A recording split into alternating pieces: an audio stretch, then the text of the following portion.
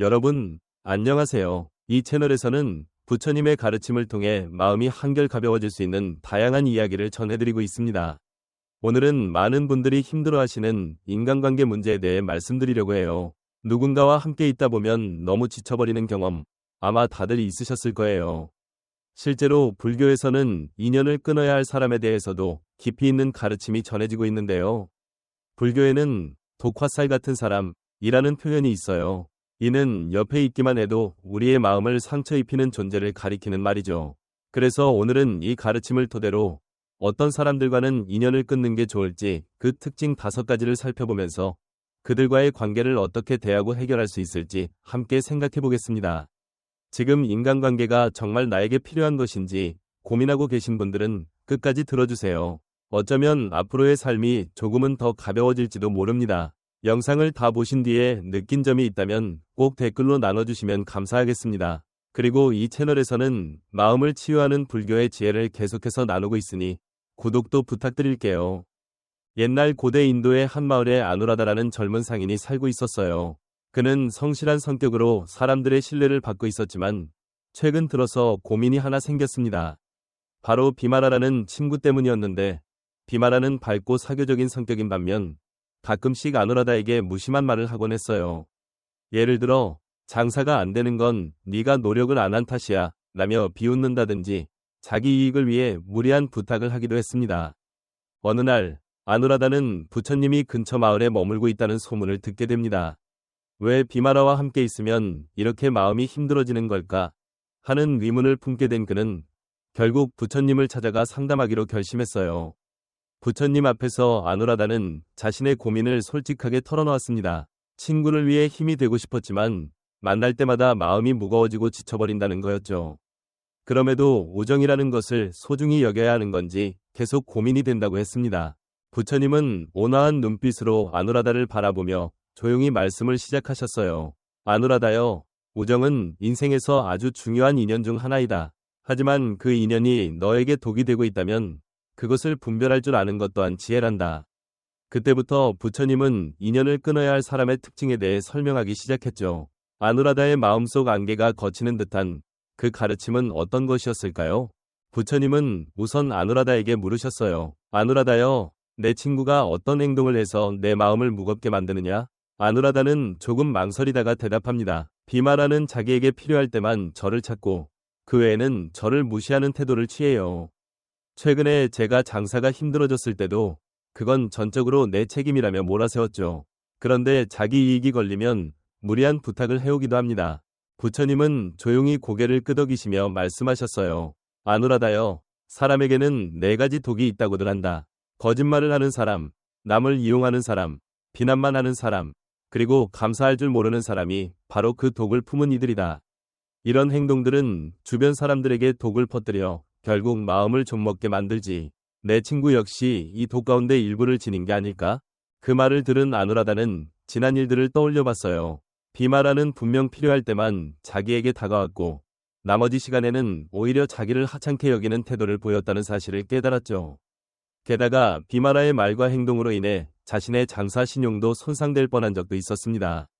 하지만 우정이라는 건 어떤 상황에서도 서로를 지켜줘야 하는 게 아니던가요? 아누라다가 이렇게 되물었습니다. 부처님은 부드러운 미소와 함께 대답하셨습니다. 물론 우정이란 서로를 지탱해 주는 것이다.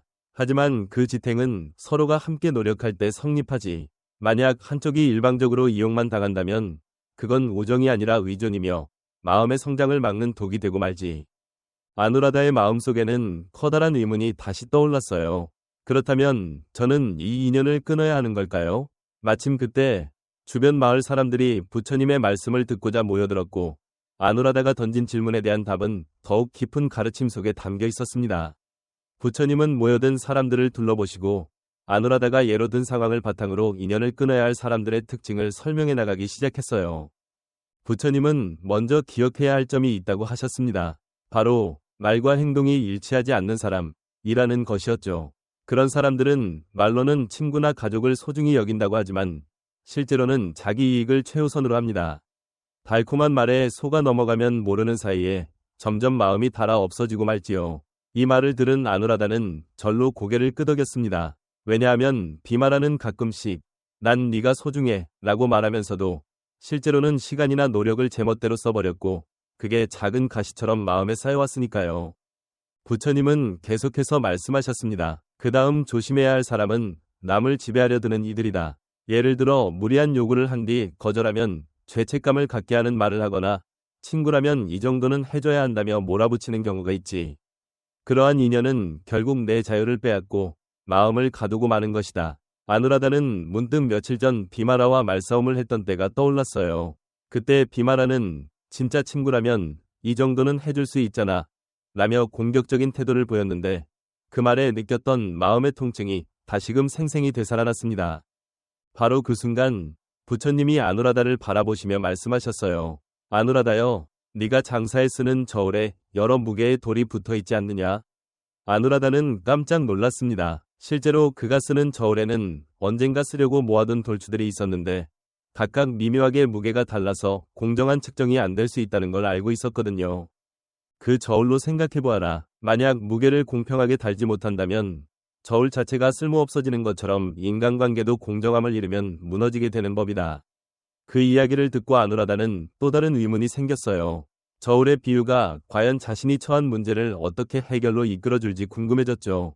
부처님의 가르침을 가슴에 품었지만 아누라다는 비마라와의 우정을 과연 어떻게 해야 할지 결단이 서지 않아 계속해서 고민했습니다. 그날 밤 뜻밖에도 비마라가 아누라다의 집을 찾아왔어요. 그리고는 이렇게 말했죠. 아누라다, 부탁이 하나 있어. 내일 거래에서 큰 실수를 저지를 것 같아서 말이야.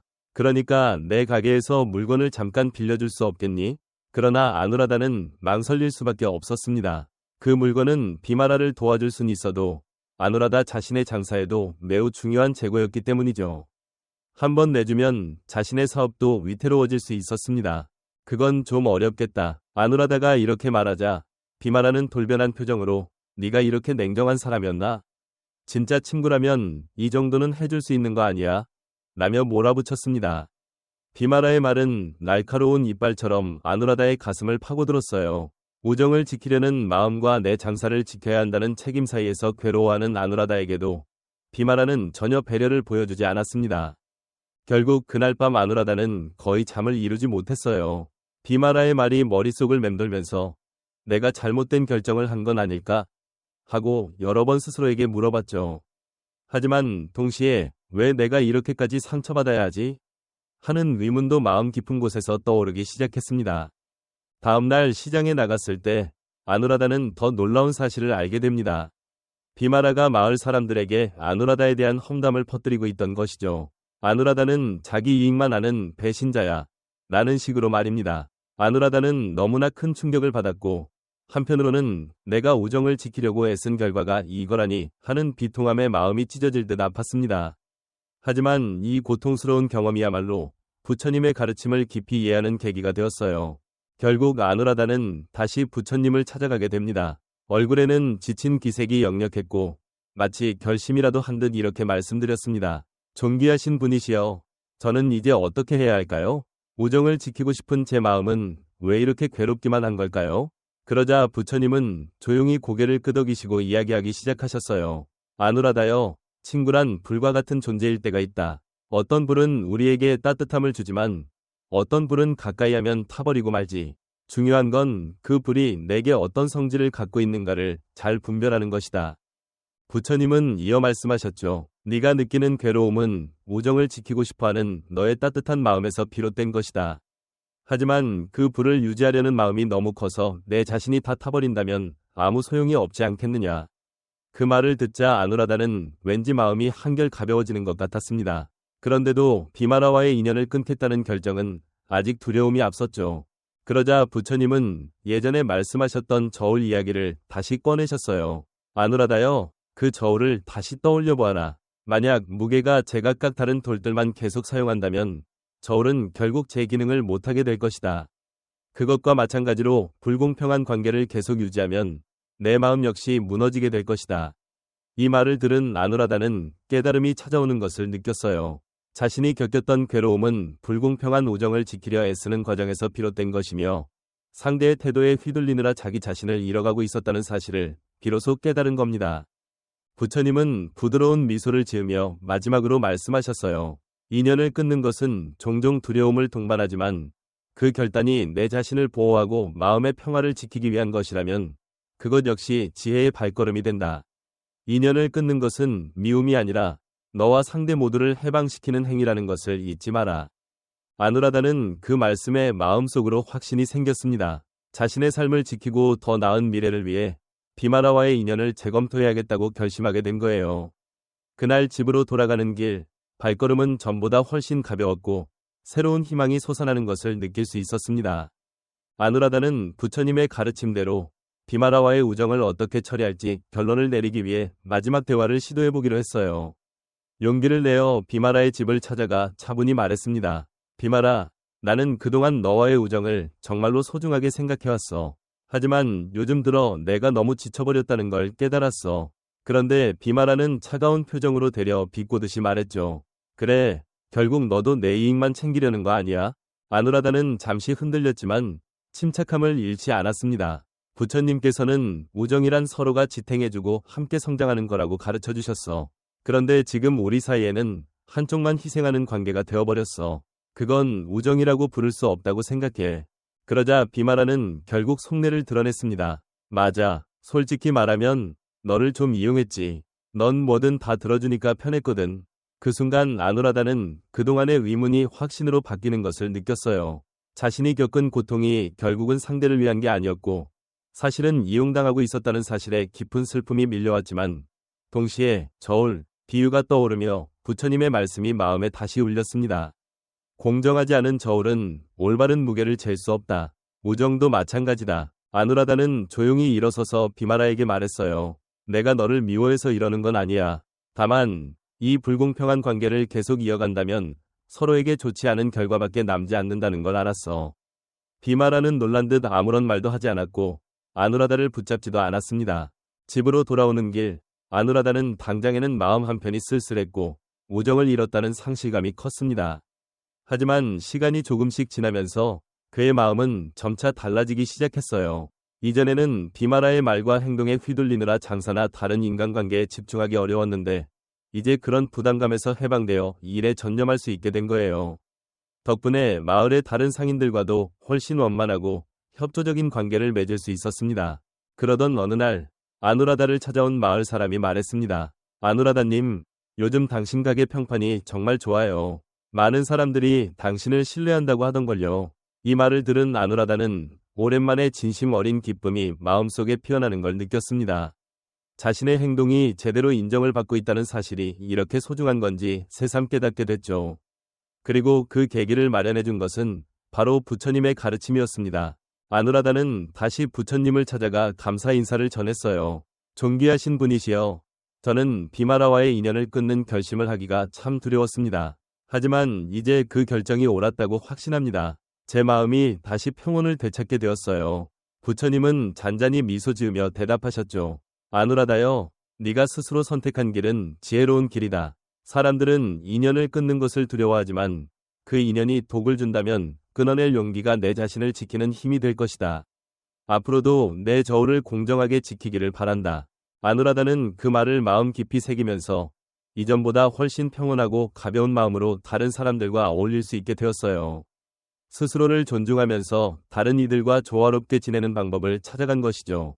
그 후 몇 년이 흐르자 아누라다의 장사는 더욱 번창했고 많은 이들에게 사랑받는 사람이 되었습니다.